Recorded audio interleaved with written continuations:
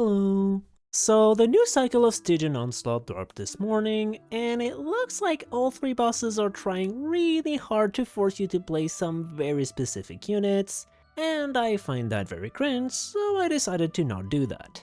Just like usual, we're not allowed to use 5-star weapons, none of the 5-star characters have constellations, and we will not use the Shilled units, so no sandrone against the Pokeball, no nod-krai units against the Lunar Dog, and no natlan carry against the automaton.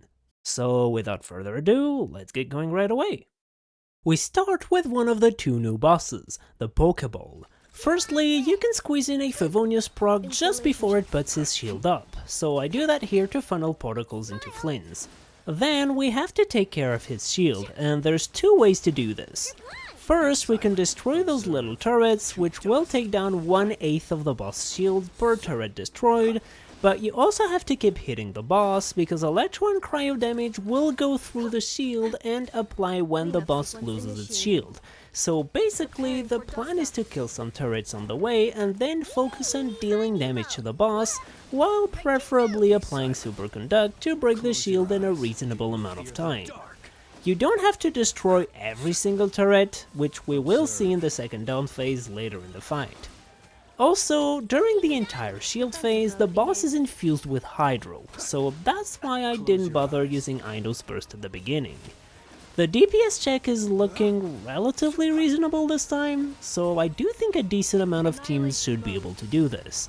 But I'm gonna be honest, I didn't scout the abysses of Bilibili this time to try to find clears for team recommendations, so I'll just say that if you can manage to slot in a cryo unit and an electro unit within a strong team core, you should be good to go. Some power carries with Sitlali and maybe Fischl or something should be able to do it. An electro carry like Flynn's, or maybe a strong Varessa with a cryo support. Chaska probably works pretty well here. And because the shield records electro and cryo damage, I think you should be able to get away with Brute Force Skirk, since you can destroy the turrets with cryo to get half of the shield down, and then just Brute Force cryo damage through the shield until it breaks or something. I don't know though, I haven't tried it myself, so I can't guarantee anything.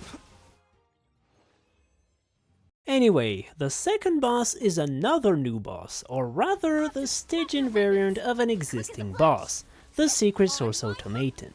Now here, having at least one natlan unit is pretty much a requirement, because the boss starts with an absurd shield that makes him take little to no damage from your abilities, and the only way to get this shield down is by consuming Night Soul points. Now, the DPS check is once again pretty reasonable, at least in Fearless difficulty. It's a different story in Dire. But because it's not unreasonably tanky, as long as the natlan unit is doing something in your team, you should be fine. If you have Yansan, she works amazingly, but even if you don't, something like Aoife with Verdus and Venerer and TTDS can work pretty well. Slotting in a little Auroron in an Overload or Lunacharge team or something. Or even Pyro Traveler. I think Pyro Traveler works. But anyway, even with a single character consuming Night Soul, you should get the shield down in about 40 to 50 seconds. And here, it's important to deal damage as soon as the shield breaks. I had just enough time to squeeze in one full rotation worth of damage before the pillar phase, and this is actually why I chose Escoffier instead of Rosaria here, because the boss moves backwards to prepare for the pillar phase, which means it would run away from a Rosaria's burst, so that would be annoying, and so on.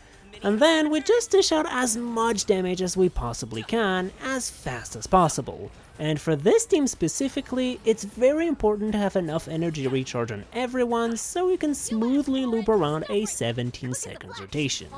Anyway, maybe I'm optimistic, but I think a decent amount of teams should be able to do this. As long as you can get about 100k DPS in a team that has one natlan unit, you should probably be fine.